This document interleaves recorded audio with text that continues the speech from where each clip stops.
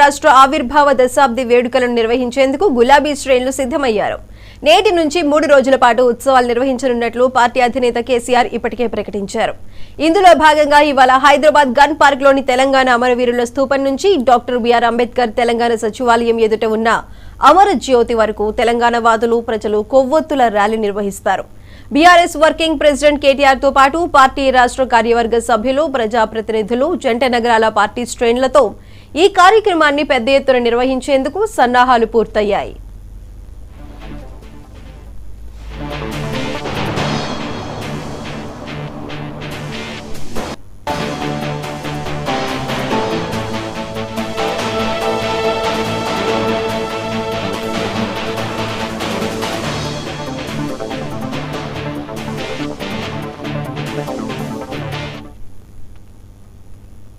రాష్ట్ర ఆవిర్భావ దినోత్సవం సందర్భంగా తెలంగాణ భవన్లో జరిగే కార్యక్రమానికి కేసీఆర్ అధ్యక్షత వహించనున్నారు.